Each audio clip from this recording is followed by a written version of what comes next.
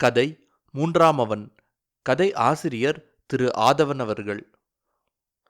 பரசு வீட்டில் மூன்றாவது குழந்தை. மூன்றாவதை தவிர்க்கவும் என்ற அரசின் பிரச்சாரம் தீவிரப்படும் முன்னரே பிறந்தவன். அவனுடைய அக்கா லக்ஷ்மிக்கும் அவனுக்கும் இடையே 10 வருஷ வித்தியாசம். அண்ணா மாதவனுக்கும் அவனுக்கும் இடையே 5 வருஷ வித்தியாசம். நான் வித்தியாசமானவன், நான் வித்தியாசமானவன் என்று மிகச் சிறு வயதிலிருந்தே பிரகடனப்படுத்த தொடங்கிவிட்டான் பரசு. அவனுடைய அக்காவும் அண்ணாவும் குழந்தையாய் இருந்தபொழுது சப்பியது கட்டை விரலை. ஆனால் பரசு பாம்பு விரல், மோதிர விரல் இரண்டையும் சேர்த்து வாயில் போட்டுக்கொண்டு சப்பினான். அவனுடைய அக்காவும் அண்ணனும் ரோஷக்காரர்கள்.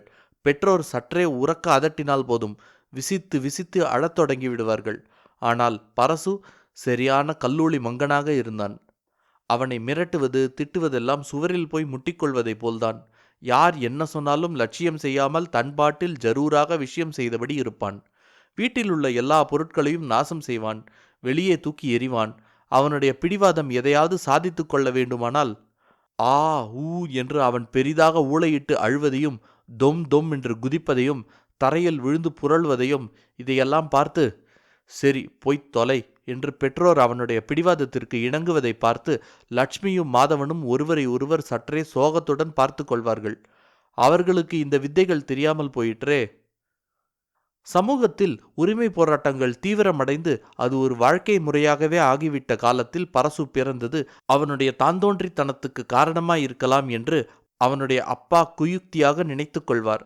இப்படி சமூக நிகழ்ச்சிகளுக்கும் தன் வீட்டு நிகழ்ச்சிகளுக்கும் தழுக்காக முடிச்சு போட்டு பிறகு மணிக்கணக்காக அந்த முடிச்சின் அழகை பார்த்து வியந்து கொண்டிருப்பது அவருக்கு ஒரு பொழுதுபோக்கு. ஆமாம், அவர் ஒரு அறிவு ஜீவி. அவருடைய வம்சமே அறிவு ஜீவிகளின் வம்சம்தான். அவருடைய அப்பா தத்துவ பேராசிரியர், அவருடைய தாத்தா சமஸ்கிருத பண்டிதர், அவருடைய கொள்ளு தாத்தா அரச குடும்பத்துக்கு கல்வி போதித்து நிலங்கள் மானியமாக பெற்றவர். இப்படி சொல்லிக்கொண்டே போகலாம். பெரிய குழந்தைகளான லட்சுமியும் மாதவனும் மிகச் சிறு வயதிலிருந்தே புத்தகங்களில் ஆர்வம் காட்டினார்கள். வீட்டில் கிடக்கும் புத்தகங்கள் பத்திரிகைகளையெல்லாம் வைத்துக்கொண்டு அவற்றில் அவர்கள் பொம்மை பார்க்க தொடங்குவதை பார்த்து அவர்களுடைய பெற்றோருக்கு ஒரே பெருமையாக இருக்கும்.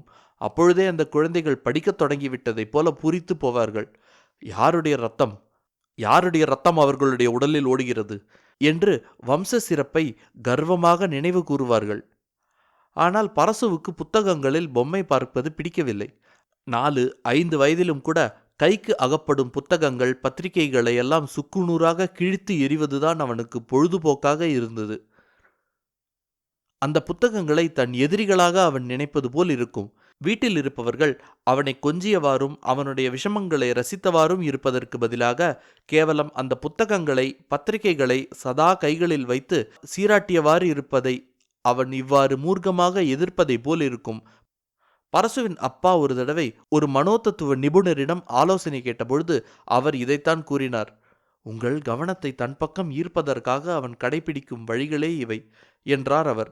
அதையே விளக்கமாகவும் கூறினார். அவன் ஒரு 3வது குழந்தை அல்லவா? தனக்கு மூத்த 2 இருக்கிறார்கள். அவர்களுடைய வருடக்கணக்கான சாதனைகளை முறியடித்து தன்னைத்தானே நிலைநாட்டிக் கொள்ள முடியும் என்ற ஒரு பீதியும் மிரட்சியும் அவனை சதா ஆட்டி வைக்கின்றன. குறுக்கு வழிகளில் ஹோதாவை தேடிக்கொள்ள முயல்கிறான். நீங்கள் அவனுடைய அண்ணாவுடனும் அக்காவுடனும் அவனை ஒப்பிடுவதாக அவன் உணரும்படி செய்யக்கூடாது. அக்கா சமத்தா சாமி கும்பிடுறா பாரு, அண்ணன் சமத்தா ஸ்கூலுக்கு போகிறான் பாரு என்றெல்லாம் சொல்லியவாறு இருக்கக்கூடாது. அவனுடைய தனித்தன்மையை அவன் கண்டுகொள்வதற்கு நீங்கள் நாசூக்கான முறையில் உதவி அவனுடைய தன்னம்பிக்கையை வளர்க்க வேண்டும். டாக்டரின் முக பாவனைகளிலும் அபிநயங்களிலும் ஒரு நடிகனின் சாதுரியமும் தழுக்கும் இருந்தன. அவருடைய மூதாதையரில் சிலருக்காவது தெருக்கூத்து, பாய்ஸ் கம்பெனி போன்றவற்றுடன் தொடர்பு இருந்திருக்க வேண்டும் என்று பரசுவின் அப்பாவுக்கு தோன்றியது. ஒருவேளை பரசுவும் பெரியவனான பிறகு மனோதத்துவ டாக்டராக போகிறானோ என்ற ஒரு குயுக்தியான எண்ணமும் அவருக்கு ஏற்பட்டது.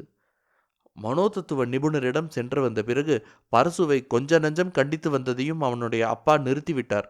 பரசுவின் தனித்தன்மை விபரீதமான முறையில் வளர்ச்சி பெறத் தொடங்கியது. அவனுடைய அக்காவும் அண்ணாவும் சதா வீட்டிலேயேதான் இருப்பார்கள். இதற்கு நேர் எதிரடையாக பரசு சதா வீட்டுக்கு வெளியே அண்டை அயல் வீடுகளில் கண் நேரத்தை கழித்து வரத் தொடங்கினான். இந்த வீடுகளில் அவனிடம் கேட்கப்படும் கேள்விகளுக்கு அவன் அசட்டு பிசட்டென்றும் குழந்தைத்தனமாக பதில் சொல்வான். இந்த பதில்கள் அவர்களுக்கு சொகுசாகவும் ரசமாகவும் இருக்க, மேன்மேலும் அவன் வாயை கிளறியபடி இருப்பார்கள். எல்லாம் வெறும் கேலிதான். இந்த உலகில் யாரும் யாரையும் தம்மை விட கெட்டிக்காரனாக அங்கீகரிக்கவே மாட்டார்கள் என்பது பரசுவுக்கு தெரியவில்லைதான். தன் அக்காவையும் அண்ணாவையும் விட கெட்டிக்காரன் என்றும், அதனால்தான் தன்னை பார்த்தவுடனேயே எல்லோரும் பூரித்து போகிறார்கள் என்றும் அவனுடைய போட்டியுணர்வுகள் எண்ண வைத்தன. வீட்டில் பரசுவின் அதிகார தோரணையும் முரண்டும் ரகளையும் அதிகமாயின. அக்காவும் அண்ணாவும் பாடங்களை படித்து கொண்டிருக்கும் பொழுது வேண்டுமென்றே உரக்க பாடத் தொடங்குவான். அல்லது அப்பா வாங்கி தந்த மௌத்தார்கனை வாசிப்பான். ஓ, இவனுக்கு இசையில் ஆர்வம் இருக்கிறது என்று அவனுடைய அப்பா மகிழ்ந்து போவார். மனோதத்துவ டாக்டரிடம் சென்று வந்ததிலிருந்து வெறும் புத்தக அறிவிற்கு அப்பாற்பட்ட ஏதோ ஒரு மேதைத்தனம் பரசுவிடம் ஒளிந்திருப்பதாகவும், அதை கண்டுபிடிப்பதை தன் பரந்த கண்ணோட்டத்துக்கு ஒரு சவாலாகவும் அவர் நினைக்கத் தொடங்கியிருந்தார். பரசுவின் பாட்டும் மௌத்தார்கனும் தம்முடைய படிப்புக்கு இடைஞ்சலாக இருப்பதாக லக்ஷ்மியும் மாதவனும் புகார் செய்தால், கதவை சாத்திக்கொண்டு படியுங்கள் என்று அவர் அவர்களுக்கு உபதேசிப்பார். ரேடியோவை திருகிவிட்டு அவனை தன்னுடன் அமர்த்தி வைத்துக்கொண்டு அவற்றை கேட்கச் செய்வார். பரசுவும் அண்ணாவுக்கும் அக்காவுக்கும் பழிப்பு காட்டுவதற்காகவே அந்த பாட்டுகளை மிகவும் ரசிப்பது போல தலையை இப்படியும் அப்படியுமாக ஆட்டுவான், தாளம் போடுவான். அப்பா அந்த தாளங்களை திருத்துவார். அவன் பாசாங்குதான் செய்கிறான், அவனுக்கு இசையில் விசேஷ பற்றுதல் ஏதும் இல்லை என அவனுடைய அப்பா தெரிந்து கொள்வதற்கு பல வருடங்களாயின. அதற்குள் அவர் அவனுக்கு சொல்லிக் கொடுக்க ஒரு பாட்டு வாத்தியாரை ஏற்பாடு செய்து அவனை தன்னுடன் சங்கீத கச்சேரிகளுக்கெல்லாம் அழைத்து சென்று, பாவம், கடைசியில் இதனாலெல்லாம் ஏற்பட்ட விளைவு லட்சுமிக்கும் மாதவனுக்கும் கர்நாடக சங்கீதத்தில் ஸ்ரத்தையில்லாமல் போனது. பரசுவுக்கு அவன் பெற அருகதையற்ற கௌரவத்தை அப்பா அளித்ததற்கு எதிர்ப்பு தெரிவிக்கும் விதத்தில் பெரியவர்கள் இருவரும் சாஸ்திரிய இசை என்றாலே அலட்சியம் காட்டினார்கள். லக்ஷ்மிக்கு பரசு பிறக்கிற சமயத்தில் பாட்டில் ஓரளவு ஞானமும் தேர்ச்சியும் ஏற்படத் தொடங்கியிருந்தது. ஆனால் பிறகு பரசு காரணமாக இசையில் அவளுக்கு அஸ்ருத்தை ஏற்படவும் ஏற்கனவே தெரிந்த பாட்டுகளும் அவளுக்கு மறந்து போயின. அவள் கல்யாண வயதை அடைந்தபோது பாட்டு கற்றுக்கொள்ள மாட்டேன் என்ற அவளுடைய வீம்பு அதிகமாயிற்றே ஒழிய குறையவில்லை. இதன் காரணமாகவே சில நல்ல இடங்கள் தட்டிப்போயின. கடைசியில் பீகாரில் ஏதோ ஒரு நகரில் வீட்டு சமையலுக்காக ஆளாக பறந்து கொண்டிருந்த ஒரு பிள்ளையாண்டான் அதற்காகவே அவள் கழுத்தில் தாலியை கட்டினான். அது ஒரு தனிக்கதை. பாட்டு ஒரு உதாரணம்தான்.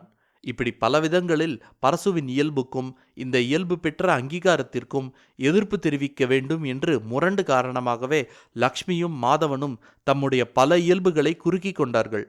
அவர்களுடைய பெற்றோர்களுக்கு எதிராக ஒரு இடையறாத கருப்புக்குடி ஊர்வலம். குழந்தையாயிருந்தபொழுதே மாதவன் அப்படி ஒன்றும் உமனா மூஞ்சியாக இருக்கவில்லை. குறும்புகளிலும் விளையாட்டுகளிலும் ஈடுபடாதவனாக இருக்கவில்லை. ஆனால் பரசுவின் அட்டகாசங்கள் அதிகமாக அதிகமாக மாதவன் தனக்குள்ளேயே சுருங்கி போனான். அவன் முகத்தில் சிரிப்பு மறைந்து எப்பொழுதும் ஒரு தீவிர பாவமும் கவலை பழுவும் தெரிந்தன. உலகத்தின் கவலையெல்லாம் அவன் ஒருவனே படுவதைப் போல் இருக்கும் அவன் முகத்தை பார்த்தால். ஒருவேளை தான் தன் தம்பியைப் போல் இல்லை என்று எல்லோரையும் உணரச் செய்கிற தீவிரமும் கவலையுமாகவே இது இருந்திருக்கலாம். பரசு ஒரு கஷ்டமான மாணவன், அடங்காப்பிடாரி, முரடன், போக்கிரி என்று பலவாறு அவனுடைய உபாத்தியாயர்கள் அவனை பற்றி புகார் செய்ய தொடங்கியிருந்தார்கள். இந்த புகார்கள் முதலில் மாதவன் காதுகளைத்தான் எட்டும். அவனுள் அவமானமும் ஆத்திரமும் பொங்கி எழும். படிப்பிலோ விளையாட்டுகளிலோ விசேஷ சாதனை ஏதும் நிகழ்த்தாத ஒரு சராசரி மாணவன் அவன். ஆனால் குறைந்தபட்சம் மோசமானவன் என்று பெயர் வாங்கவில்லை. இப்பொழுது அவனுடைய தம்பி இவ்வாறு பிரபலமாகி கொண்டிருந்தான். அந்த தம்பியின் அண்ணனாக அவனும் பிரபலமாகி கொண்டிருந்தான். கூச்ச சுபாவமுள்ளவனாக அவன் இதற்கு ஈடு கொடுக்க முடியாமல் திணறினான். பள்ளிக்கூட வராந்தாக்களில் நடந்து போகும் பொழுது திடீரென்று யாராவது அவனை சுட்டிக்காட்டி, அவன்தான் பரசுவின் அண்ணா என்று சொல்வது காதில் விழும். அப்படியே காற்றில் கரைந்து மறைந்து விடலாம் போல அவனுக்கு தோன்றும். வீட்டுக்கு வரும் உறவினர்கள் விருந்தினர்களுக்கிடையேயும் பிரபலமாக விளங்கியதும் பரசுதான். அவர்களுக்கு வேண்டிய சிஷ்ருக்களை எல்லாம் அவன்தான் பார்த்து பார்த்து செய்வான். அவர்களிடம் தன் பிரதாபங்களையெல்லாம் அளந்தவாறு இருப்பான். அவர்களை ஊர் சுற்றி காண்பிக்க அழைத்துச் செல்வான். கோணாங்கித்தனங்கள் காட்டி அவர்களை சிரிக்க வைப்பான். இதற்கு மாறாக வீட்டில் வெளிமனிதர்கள் வந்துவிட்டால் லக்ஷ்மியும் மாதவனும் இருக்கிற இடம் தெரியாது. இது ஒளிந்து கொள்ளல் அல்ல, ஒரு பகிஷ்காரம். பரசுவின் மலிவான கவர்ச்சி உத்திகளின் பால் தம் அதிருப்தியை வெளிப்படுத்த அவர்கள் நிகழ்த்திய சத்தியாகிரகம். ஆனால் சத்தியாகிரகங்களின் தலைமுறையை சேர்ந்தவராயிருந்தும் பரசுவின் அப்பாவால் இதை புரிந்து கொள்ள முடியாமற் போனதுதான் ஆச்சரியம். பெரிய குழந்தைகள் இருவரும் பயந்தாங்கொள்ளிகள். பரசுதான் துணிச்சலும் அடாவடி சாமர்த்தியங்களும் உள்ளவன். இந்த காலத்தில் இத்தகைய சாமர்த்தியந்தானே தேவையாயிருக்கிறது என்று அவர் மனம் மேலோட்டமான தீர்ப்பு வழங்கியது. அவருடைய ஆபீஸில் அவருக்கு நேர்ந்த சில கசப்பான அனுபவங்களும் இத்தகைய எண்ண ஓட்டத்திற்கு வித்திட்டிருக்கலாம். அவருடைய ஜூனியர்கள் மேலதிகாரிகளை காக்காய் பிடித்து நியாயமாக அவருக்கு கிடைக்க வேண்டிய பதவி உயர்வுகளை தாம் அபகரித்து கொண்டார்கள். அவருடைய எதிரிகள் அவரை பற்றி கிளப்பிவிட்ட அவதூறுகளின் அடிப்படையில் சரியான விசாரணையின்றி 3 வருடங்கள் மேலதிகாரிகள் அவரை பற்றி மோசமான ரிப்போர்ட்களை எழுதினார்கள். இதையெல்லாம் கடமையுணர்வு, நேர்மை, கட்டுப்பாடு போன்றவற்றில் அவர் வைத்திருந்த நம்பிக்கை கலகலத்து போகும்படி செய்தன. தான் இவ்வளவு வெகுளியாக இருந்திருக்க வேண்டாம் என்று தன்மீதே வெறுத்து கொள்ள வைத்தன. எவ்வித வம்பு தும்புகளுக்கும் பேசாமல் தானுண்டு தன் வேலையுண்டு என்றிருந்த லக்ஷ்மியையும் மாதவனையும் பார்க்கும் பொழுது அவருக்கு தம்முகத்தையே கண்ணாடியில் பார்ப்பது போல் இருந்தது. வெறுப்பும் கோபமும் அதிகமாயின. பரசுவின் அடாவடித்தனம்தான் அவருக்கு கவர்ச்சியாகவும் ஆறுதலாகவும் இருந்தது. பற்றிக்கொள்வதற்கேற்ற கைத்தடியாக தோன்றியது. பரசுதான் எங்களை க்ஷேத்ராடனம் எல்லாம் கூட்டிண்டு போக போறான். நாங்க அவங்கூடத்தான் போய் இருப்போம். மாதவனுக்கு சமத்து போராது என்கிற ரீதியில் தன் முதுமையை பற்றி அவர் உரக்க சிந்திப்பார். இந்த கட்டத்துக்குள் லக்ஷ்மிக்கு திருமணம் ஆகிவிட்டு இருந்தது. மாதவனுக்கு பாவம் தன் மனத்தாங்கலை பகிர்ந்து கொள்வதற்கு கூட ஆள் இல்லை. அவன் தன் எரிச்சலில் தானே வெந்தவாறு இருந்தான். மனம் கருகிக் கொண்டே வந்தது. வாழ்க்கையில் எதுவுமே முழுதும் கருப்பில்லை, முழுவதும் வெளுப்பும் இல்லை. பரசுவை அடாவடிக்காரன், பொல்லாதவன் என்று நினைத்து அவருடைய அப்பா மகிழத் தொடங்கியதும் இதுபோலத்தான். ஒரு விதத்தில் பார்த்தால் சூதுவாதுகள் அல்ல, மிதமிஞ்சிய நேர்மையே பரசுவின் வீழ்ச்சிக்கு காரணமாயிற்று என்று கூட சொல்லலாம். 1ஆம் கிளாஸில் டீச்சரை குண்டச்சி என்று அவள் காதுபட வர்ணித்த நேர்மை, 2ஆம் கிளாஸில் டீச்சரின் விசுக்கு நடையையும் 3ஆம் கிளாஸில் சாரின் கீச்சுக் குரலையும் விமர்சனம் செய்த நேர்மை, தன் ஆசிரியரின் குறைகள் பலவீனங்களை நுணுக்கமாக ஆராய்ந்து அவற்றை தன் சகாக்களிடம் ஒலிபரப்புவதிலேயே அவன் எப்பொழுதும் குறியாக இருந்தான். எந்த சார் எந்த ஸ்டைலில் மூக்குப்பிடி போடுகிறார் என்பதிலிருந்து எந்த சார் எந்த டீச்சருடன் அதிகமாக குலாவுகிறார் என்பது வரையில் அவனுக்கு எல்லாம் அத்துப்படி. முதலில் நீ ஒழுங்காக இரு, அப்புறம் எனக்கு சொல்லித்தரவா என்பது போல் இருக்கும் அவன் நடத்தை. அவனுடைய ஆசிரியர்களுக்கு அவனை பிடிக்காமல் போனதில் ஆச்சரியமில்லை. இதை தவிர அவனுடைய ஆசிரியர்களின் பால் ஒரு போட்டி உணர்ச்சி வேறு. வகுப்பை ஒரு நாடக கொட்டையாகவும் ஆசிரியர்களை நடிகர்களாகவும் நினைத்து, எவ்வளவு மோசமான நடிகர்கள்! மாணவர்களின் கருத்தை கவருவதற்கு அந்த நடிகர்களுடன் போட்டி. வாங்கடா, சாருக்கு தெரியாத வித்தைகளெல்லாம் எனக்கு தெரியும் என்கிற ஒரு வீம்பினால் உந்தப்பட்டு சக மாணவர்களை மகிழ்விக்க சதா புதிதான குறும்புத்தனங்கள், கோமாளித்தனங்களில் ஈடுபட்டு அவர்களிடையே அவன் ஒரு கதாநாயகனாக விளங்கினான். அவனுடைய ஆசிரியர்களிடையே அவ்வப்பொழுது முதிர்ச்சியும் விவேகமும் உள்ள சிலர் இல்லாமல் போகவில்லை. அவர்கள் ஏட்டு சுரக்காயின் துணையின்றியே கதாநாயகனாக ஜொலிக்க விரும்பிய அவனுடைய இயக்கத்தை புரிந்து கொண்டு அவனுடைய வேறு வகையான திறமைகள் என்னவென்று தாமாக புரிந்து கொள்ள முயன்றார்கள். அந்த திசைகளில் அவனுக்கு ஊக்கமளிக்க முற்பட்டார்கள். ஒரு ஆசிரியர் அவனை படம் போடுமாறு உற்சாகப்படுத்தினார். இன்னொருவர் அவனை நாடகங்களில் பங்கேற்குமாறு தூண்டினார். பரசு ரொம்ப புத்திசாலியாக்கும் என்று இந்த ஆசிரியர்கள் மற்ற ஆசிரியர்களிடம் கூறுவார்கள். அவனை யாரும் சரியாக அணுகவில்லை, அதுதான் பிரச்சனை. ஆனால் பரசுவின் மனதில் என்ன இருந்ததோ, இப்படி அவன் மீது யாராவது அனுதாபம் காட்டினால் அவர்களையும் குரூரமாக தண்டிக்கவே முற்பட்டான் அவன். படம் போடுமாறு ஒரு ஆசிரியர் ஊக்குவித்ததை தொடர்ந்து தினசரி கரும்பலகையில் அவரை கிண்டல் செய்து கேலி சித்திரங்கள் வரையத் தொடங்கினான். சில ஆபாச படங்களையும் அவர் வருகிற சமயம் பார்த்து கரும்பலகையில் வரைந்து வைப்பான். இதையெல்லாம் அவர் பொறுமையாக சகித்து கொண்டார். ஆனால் சில நாட்களுக்கு பிறகு அவன் பள்ளிக்கூட சுவர்களில் எங்கு பார்த்தாலும் படம் வரைந்து தள்ளத் தொடங்கினான். பிரின்சிபல் அவனை கூப்பிட்டு விசாரித்த பொழுது, கணபதி சார் தான் என்னை நிறைய படம் வரைய சொன்னார் என்றான். அதன் பிறகு கணபதி சார் அவன் வழிக்கே போகவில்லை. நாடகத்தில் நடிக்கும்படி அவனை உற்சாகப்படுத்திய உபாத்தியாயருக்கும் இதே கதிதான் நேர்ந்தது. நாடக ஒத்திகைகளின் பொழுது தன் பங்கையே அருமையாக நிறைவேற்றினான். அழகாக ஒத்துழைத்தான். ஆனால் நிஜமான நிகழ்ச்சி நாளன்று வேண்டுமென்றே வசனங்களை கொணஷ்டைத்தனமாக உச்சரித்து சொந்த சரக்காக சம்பந்தமற்ற அபிநயங்கள், கூத்தாடல்களில் ஈடுபட்டு அந்த ஆசிரியரின் முகத்தில் கரியை பூசினான். எளிமைப்படுத்தப்பட்ட லேபிள்கள் தன் மீது ஒட்டப்படுவதற்கு அவன் இவ்வாறு எதிர்ப்பு தெரிவித்தானா? அல்லது தான் எந்த பாதையில் செல்ல வேண்டும் என்பது பற்றி பிறர் யோசனை கூற முன்வந்தது தன் அந்தரங்க வாழ்வில் அவர்கள் குறுக்கிடுவதாக அவனுக்கு பட்டதா? அவனுடைய பிரச்சனை என்னவென்றே யாருக்கும் தெரியவில்லை. 5வது வகுப்பு வரை எப்படியோ ஒழுங்காக பாஸ் ஆகிவிட்டான். ஆனால் 6வது வகுப்பிலிருந்து அவன் ஃபெயிலாகத் தொடங்கினான். 6வது வகுப்பில் ஒரு தடவை, 7வது வகுப்பில் 2 தடவை, 8வது வகுப்பில் 2 தடவை, 9வது வகுப்பில் மறுபடி 2 தடவை. ஒரு தடவை ஒரு கட்டத்தில் தாமதமாகிவிடும் ரயில் தொடர்ந்து பயணம் முழுவதும் தாமதமாக செல்வதைப் போல் தொடர்ந்து ஒவ்வொரு வகுப்பிலும் அவன் ஃபெயிலாகிக் கொண்டே சென்றான். ஒரு விதத்தில் மென்மையும் பக்குவமும் மற்ற ஆசிரியர்களும் அவனுடைய நிலைக்கு ஒரு காரணம். அதே சமயத்தில் அவன் நாளுக்கு நாள் கையாளுவதற்கு கடினமான ஒரு மாணவனாக ஆகிக் கொண்டு வந்தான் என்பதும் உண்மைதான்.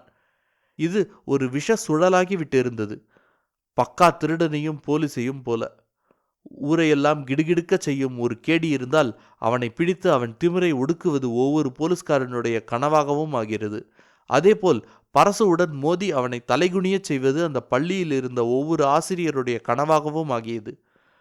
முதலாக அவனை மாணவனாக பெறும் ஒவ்வொரு ஆசிரியரும் வெகுஜன வதந்திகள் அடிப்படையில் அவனை பற்றி தாமாகவே பயங்கரமாக ஏதோ கற்பனை செய்து கொண்டு நிஷ்டூரமும் கிண்டலுமாக அவன் மீது பொழிந்து தள்ளுவார்கள்.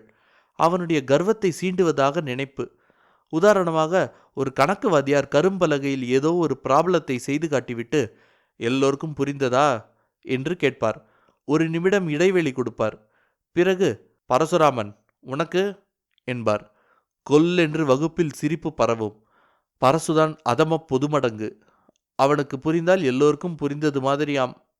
இன்னொரு வாத்தியார் அவனை சதா பெரியவாள் பெரியவாள் என்பார், போலி பணிவுடன்.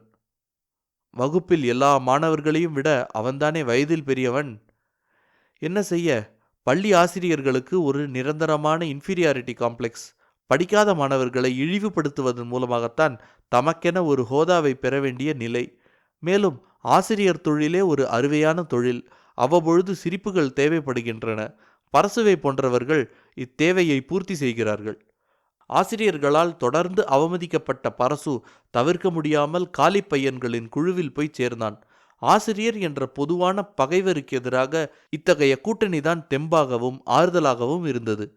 சிகரெட், சுருட்டு, மது, கஞ்சா போன்ற பழக்கங்கள் படிப்படியாக ஏற்பட்டன. எல்லாம் அவனுடைய ஆசிரியர்களின் மீதுள்ள கோபத்தை தீர்த்து கொள்வதற்காக. இப்பொழுது அவனை அவர்கள் ரவுடி என்று சொல்லும் பொழுது அவனுக்கு வருத்தமாக இல்லை. அவர்களை பார்த்து வில்லன் சிரிப்பு சிரித்தான். ஒரு நாள் அவர்களுடைய வகுப்பில் ஒரே பரபரப்பாக இருந்தது.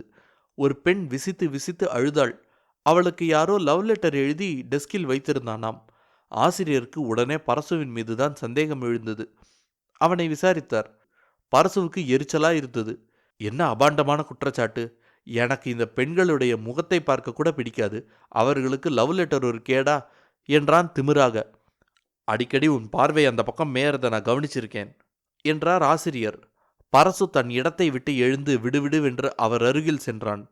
பளார் என்று கன்னத்தில் ஓங்கி ஒரு அறை விட்டான். புயல் போல் வகுப்பை விட்டு வெளியேறினான். அதன் பிறகு அவன் பள்ளிக்கூடம் செல்லவில்லை. இதுவரையில் பரசுவின் அம்மாவை பற்றி எதுவும் சொல்லாதது மறதியினால் அல்ல, ஒரு சஸ்பென்ஸ் கருதிதான். கதை இறுதி கட்டம் நெருங்கிவிட்டதால் இனி அவளை பற்றி கூறலாம். அவள் அதிகம் படித்தவள் இல்லை. ஆனாலும் கெட்டிக்காரி, புத்திசாலியும் கூடத்தான். அவளுடன் பரசுவுக்கு அன்பும் வெறுப்பும் கலந்த உறவு. பரசுவை கண்டிக்க வேண்டும், அடிக்க வேண்டும் என்றெல்லாம் அவள் அடிக்கடி அவனுடைய அப்பாவுக்கு சிபாரிசு செய்தபடி இருப்பாளாதலால் அவள் மீது வெறுப்பு. அதே சமயத்தில் அப்பாவின் அறிவுஜீவித்தனமான அசத்தல்கள் இல்லாமல் இருந்ததால் அவளிடம் ஒரு ஒட்டுதல். சின்ன வயதிலேயே அம்மாவுக்கு சமையலறையில் கூடமாட ஒத்தாசைகள் செய்ய தொடங்கி அவளுடைய நன்றிக்கு பாத்திரமானவனாகி விட்டான். அவளுடைய சமையலறை தனிமையை உணர்ந்து அதன் பளுவை குறைப்பதில் ஸ்ரத்தை எடுத்து கொண்டது அவன் ஒருவன்தான். நீ பெண்ணாக பிறந்திருக்க வேண்டியதுடா என்று அவனுடைய அம்மா அடிக்கடி அவனிடம் ஏக்கத்துடனும் ஆர்வத்துடனும் கூறுவாள். புத்தகம் படிச்சாப்ல ஆச்சா, வீட்டில் என்ன நடக்கிறது எப்படி நடக்கிறதுன்னு ஒரு கவலை கிடையாது என்று அறிவு ஜீவிகளின் ஏட்டுச் சுரக்காய்த்தனத்தை சாடியபடி இருப்பாள். 10 வயது ஆவதற்குள்ளேயே பரசுவுக்கு தனியாக எல்லா சமையலும் பண்ண தெரிந்துவிட்டது. அவனுடைய அப்பா, அண்ணா, அக்கா மூவருடைய அறிவுஜீவித்தனத்துக்கும் எதிர்ப்பு தெரிவிக்கவே அவன் இவ்வாறு சமையலில் மிகுந்த ஆர்வம் காட்டியிருக்கலாம். அப்பாவும் அண்ணாவும் ஆண்கள் சமையலறை வேலைகளில் ஈடுபடுவது கௌரவ குறைச்சல் என்று நினைத்தார்கள். அக்காவுக்கோ ஒரு பெண்ணின் மரபு வழி கடமைகளை அதற்குள்ளாக தான் சுமக்கத் தொடங்க வேண்டுமா என்ற வெறுப்பு. எனவே இம்மூவரின் எரிச்சலையும் கிளப்பி அதே சமயத்தில் அம்மாவின் பிரியத்தை சம்பாதித்துக் கொள்வதற்கு பரசுவுக்கு சமையலறை ஒரு வரப்பிரசாதமாக அமைந்தது. அதே சமயத்தில் இதன் மூலம் அப்பாவை நுட்பமாக அவமதித்து அவருக்கு தண்டனை வழங்கும் திருப்தியையும் அவன் பெற முடிந்தது. அவர் அவன் மீது மிகுந்த அனுதாபம் காட்டி வந்தாரல்லவா, எனவே அவனுடைய இயல்பின்படி அவரையும் அவன் தண்டித்தாக வேண்டும். அவர் மிகவும் பெருமையாக பேசிக்கொண்ட அவருடைய அறிவு ஜீவிகள் வம்சத்தில் பெண்கள் மட்டும் எவ்வித அறிவொளியும் பெறாமல் ஒடுக்கப்பட்ட வர்க்கத்தினராக விளங்கிய முரண்பாடை அவர் முகத்தில் எரிந்து அவரை காயப்படுத்துவதற்கு அவன் கையாண்ட பல வழிகளில் ஒன்று அவனுடைய சமையலறை ஈடுபாடு. பள்ளிக்கூடத்துக்கு இறுதியாக முழுக்கு போட்டுவிட்டு வந்த பிறகு வீட்டில் அநேக நாட்களில் பரசுதான் சமையல் செய்து வந்தான். அவனுடைய அம்மாவுக்கு கல்யாணமான நாளிலிருந்து தான் செய்து வந்த இந்த வேலை அலுப்பு தட்டத் தொடங்கியிருந்தது. அவ்வப்பொழுது ஓய்வு தேவைப்பட்டது. அவனுடைய அப்பாவுக்கும் அக்காவுக்கும் அண்ணாவுக்குமோ வேறு அதிமுக்கியமானதும் உயர்வானதுமான தேட்டங்களுக்கு தம் நேரத்தை அர்ப்பணித்துவிட்ட நிலையில் வெட்டி வேலைகளில் நேரத்தை வீணடிக்க முடியாத நிர்பந்தம்.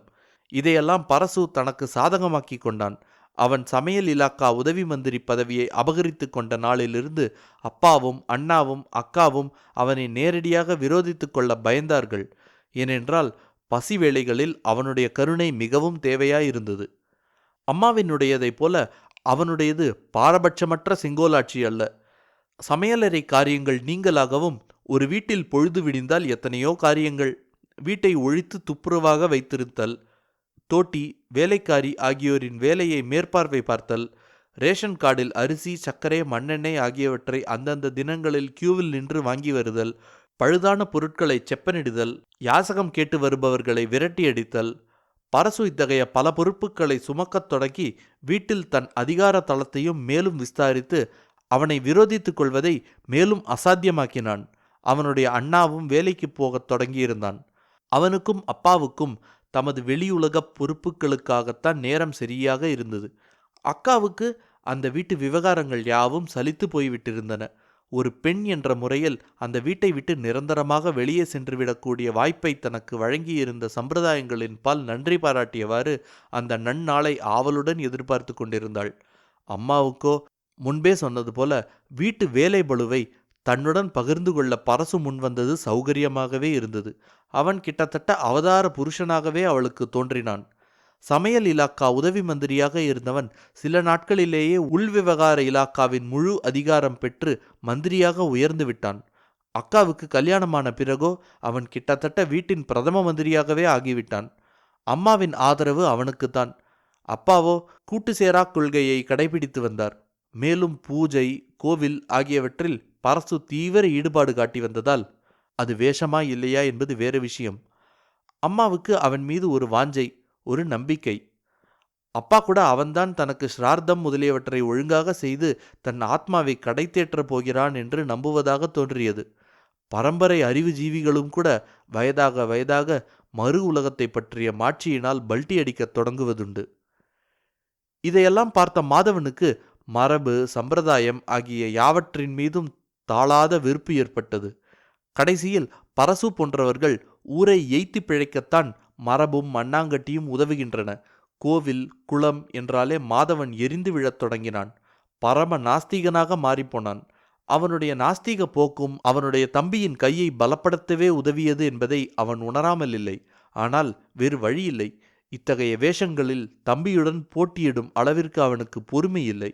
தம்பியுடன் எந்த விஷயத்திலும் போட்டியிடுவது தனக்கு கௌரவ குறைச்சல் என்று அவன் நினைத்தான். அவன் இயங்கும் தளம் வேறு, நான் இயங்கும் தளம் வேறு. தனக்கும் தன் தம்பிக்கும் இடையே உள்ள வேறுபாட்டை தன் பெற்றோருக்கு ஆணித்தரமாக நிரூபிக்கும் வெறி அவனுக்கு ஏற்பட்டது. தன்னைப் போலவே அமெரிக்கன் லைப்ரரியிலிருந்து பிலிப் ராத்தையும் பெர்னார்ட் மாலமுடையும் இரவல் வாங்கி படித்து கொண்டிருந்த மேக்ஸ் முல்லர் பவனில் நடக்கும் மாலை நேர ஜெர்மன் வகுப்புகளுக்கு வந்து கொண்டிருந்த ஃபிலிம் சொசைட்டியில் சப்டைட்டில் போட்ட படங்களை பார்த்து கொண்டிருந்த ஒரு பெண்ணுடன் இவள் ஒரு மார்க்சிசிய அறிவுஜீவி. சிநேகம் வளர்த்து கொண்டான். திடீரென்று ஒரு நாள் அவளை வீட்டுக்கு அழைத்து வந்து தன் பெற்றோருக்கு அறிமுகம் செய்து வைத்தான். அவளுடைய பெல்ஸையும் பனியனையும் அவர்கள் மிரட்சியுடன் பார்க்க, இவளைத்தான் நான் கல்யாணம் செய்துக்கப் போறேன் என்று மாதவன் அறிவித்து அவர்களை மேலும் அதிர்ச்சிக்குள்ளாக்கினான். என்னடா பிராமணச்சி தானே என்று அவனுடைய அம்மா பிற்பாடு விசாரித்த பொழுது அவனுக்கு கோபம் பற்றி கொண்டு வந்தது. பத்மா ஐயர், அதுதான் அந்த பெண்ணின் பெயர், ஒரு கிறிஸ்தவச்சியாகவோ முஸ்லீமாகவோ இருந்திருக்கக்கூடாதா என்று தோன்றியது. நாங்கள் ஜாதியற்றவர்கள் என்றான் அவன் விரைப்பாக. ஜாதி, சடங்குகள், பூஜை, கோவில் இதிலெல்லாம் என்னைப் போலவே அவளுக்கும் நம்பிக்கை கிடையாது. கிளாசிக்கல் மியூசிக் என்னைப் போலவே அவளுக்கும் போர் அடிக்கிறது. அவளுக்கும் பாப் மியூசிக் தான் பிடிக்கிறது. நாங்கள் ஒருவருக்கொருவர் பிறந்தவர்கள், சந்தேகமே இல்லை. பத்மா ஐயரை திருமணம் செய்து கொண்டு அவளுடன் தனி அபார்ட்மெண்ட்டில் இருந்து வரலானான் மாதவன். அவளுக்கு சிகரெட்டும் விஸ்கியும் பழக்கமுண்டு. இவற்றை அவள் மாதவனுக்கும் பழக்கப்படுத்தி வைத்தாள். அவனுக்கு தன் புதிய ரூபம் குதூகலத்தையும் கர்வத்தையும் அளித்தது. பரசுவையும் தன் பெற்றோரையும் நன்றாக பழிவாங்கிவிட்டதாக மகிழ்ந்தான். அறிவு ஜீவிகளின் வட்டாரத்தில் அவனுடைய அபார்ட்மெண்ட் மிகவும் பிரபலமடைந்து போயிற்று. வெவ்வேறு சாதிகளை சேர்ந்தவர்களும் விஸ்கி இருந்த வரலாயினர். பரசுவும் அங்கு ஒரு தடவை வந்தான். அப்பொழுது பத்மா ஐயரின் ஆங்கிலத்துக்கு ஈடுகொடுக்க முடியாமல் அவன் திணறியது மாதவனுக்கு மிகவும் ஆறுதலாக இருந்தது. உன் யோகிதையை இப்பொழுது தெரிந்து கொள் என்று மனதிற்குள் குரோதத்துடன் முணுமுணுத்தான். ஆனால் இறுதியாக கொக்கரித்தது பரசுதான். தனக்கு தெரிந்த ஒரு சமையற்காரர் மூலமாக அமெரிக்கன் எம்பசியில் யாரையோ பிடித்து அங்கு ஒரு ஸ்டெனோகிராஃபராக சேர்ந்தான் அவன். அங்கு தற்செயலாக ஒரு அமெரிக்க பெண்ணுடன் அவனுக்கு பரிச்சயம் ஏற்பட்டது. அவள் இந்தியர்களின் பண்பாடு பழக்க வழக்கங்கள் பற்றிய ஒரு தீசிஸ் தயாரிப்பதற்காக இந்தியா வந்திருந்தாள். அவளுடைய தீசிஸை டைப்படிப்பதில் தொடங்கிய நட்பு கல்யாணத்தில் போய் முடிந்தது. பரசுவின் அப்பா சொன்ன சமஸ்கிருத ஸ்லோகங்கள், அவர் பாடிய கர்நாடக சங்கீத மெட்டுக்கள், அவனுடைய அம்மாவின் பூஜை புனஸ்காரங்கள், எல்லாவற்றிற்கும் மேலாக தென்னிந்திய சமையலில் பரசுவின் நிபுணத்துவம் எல்லாம் அவள் உள்ளத்தை கொள்ளை கொண்டு விட்டன. அந்த வீட்டின் மருமகளாக வரவேண்டும் என்று அவளுக்கு ஆசை ஏற்பட்டு அந்த ஆசையை செயல்படுத்தினாள். பரசுவின் பெற்றோருக்கும் அவளுடைய வரவு தம் நம்பிக்கைகளை, வாழ்க்கை முறை ஆகிய எல்லாவற்றினுடையவும் ஒரு அங்கீகாரமாய் அமைய அவர்கள் அவளை ஆவேசத்துடன் அரவணைத்து கொண்டார்கள். மாதவன் மீண்டும் தம்பி தன் முகத்தில் கரியை பூசிவிட்டதாக உணர்ந்தான். தன் மனைவியின் ஆங்கில பேச்சு, அவளுடைய சிகரெட் குடித்தல், மது அருந்துதல் இவையெல்லாம் இப்பொழுது அவன் பெருமையாக உணர முடியவில்லை. அவள் ஒரு போலி என்று தோன்றியது, ஒரு நகல். அவளுடைய பாணிகள், சார்புகள் எல்லாமே நகல். அந்த அமெரிக்க பெண்ணோ விசாலமானவள், மனதின் அந்தந்த நேர உந்துதல்களை நேர்மையுடன் பின்பற்றுகிறவள். பரசுவும் தான். அவனுக்கு தனக்கென்று ஒரு சொந்தமும் இருக்கிறது. ஆனால் என் உண்மையான முகம் எதுவென்று நான் தெரிந்து கொள்ளவே இல்லை. என் பெற்றோரை திருப்திப்படுத்துவதற்காக அணிந்த ஒரு போலி முகம், என் தம்பியை விமர்சிக்கவும் அவனிடமிருந்து என்னை பிரித்து காட்டிக்கொள்ளவும் ஒரு முகம், பிறகு என் பெற்றோரை காயப்படுத்த ஒரு முகம். இப்பொழுது திடீரென நான் அவர்களுக்கு ஒரு மூன்றாம் மனிதன். ஆம், நான் தான் மூன்றாமவன் கடைசியில். ஒரு சனிக்கிழமை காலை பரசுவிடமிருந்து போன் வந்தது. அவனையும் பத்மாவையும் மறுநாள் டின்னருக்கு கூப்பிட்டான். பிரெண்டாவுக்கு அவர்களை நன்கு தெரிந்து கொள்ள ஆவலாய் இருக்கிறது என்றான். அந்த போன் அவனுள் ஏதோ ஒரு மர்மமான விசையை தட்டிவிட்டது போல் இருந்தது. ஃப்ரிட்ஜிலிருந்து எடுத்த தண்ணீர் நிரம்பிய பாட்டில் மேஜை மீது வைக்கப்பட்டிருந்தது. அதை தூக்கி அப்படியே ஆத்திரத்துடன் வீசி எறிந்தான் மாதவன். பாட்டில் சில்லு சில்லாக உடைந்து சிதறியது. அடுத்து கண்ணாடி தம்ளரையும் அதேபோல் வீசி எறிந்தான். பிறகு பூஜாடியை, பிறகு புத்தக ஷெல்ஃப் மீது இருந்த அழகு பொருட்களை, சுவரில் மாட்டியிருந்த படங்கள், மனைவியின் ஹேர் ஆயில், ஷாம்பூ, சென்ட் பாட்டில்கள், பாப் மியூசிக் இசைத்தட்டுகள். போனை வைத்துவிட்டு மாதவன் பற்களை நரநரவென கடித்து கொண்டான். பிரெண்டாவுக்கு அவர்களை பார்க்க வேண்டுமாம். Bloody bastard. மார்க்கெட்டுக்கு போயிருந்த பத்மா ஐயர் வீட்டுக்குள் காலடி எடுத்து வைத்தவுடன் அவள் முகத்தில் சொத்தென்று ஒரு தக்காளி வந்து விழுந்தது. தொடர்ந்து மாதவனின் கடகடவென்ற சிரிப்பு. அடுத்ததாக ஒரு விஸ்கி பாட்டில் கிட்டத்தட்ட அவள் காதை உரசியவாறே சென்று சுவரில் மோதி விழுந்து சிதற அவளை பீதி கவ்வியது. வந்த வழியே திரும்பி ஓடினாள். முதல் மாடி திருப்பத்திற்கு வந்ததும் நின்றாள். இப்பொழுது என்ன செய்வது? டாக்டருக்கு போன் செய்வதா அல்லது அவன் பெற்றோருக்கா? மேலே இருந்து மாதவன் சிரிப்பு சத்தம் மிக உரக்க கேட்டுக்கொண்டிருந்தது. அக்கம்பக்கத்தில் இருந்த சிலர் கதவை திறந்து பார்த்தார்கள். அவளுக்கு அவமானம் தாங்கவில்லை. மாதவன் சிரித்து கொண்டே இருந்தான். அவன் வாழ்க்கையில் அதுவரை அவன் சிரிக்காததற்கெல்லாம் சேர்த்து வைத்து அவன் இப்பொழுது சிரிப்பது போல் இருந்தது. முற்றும்.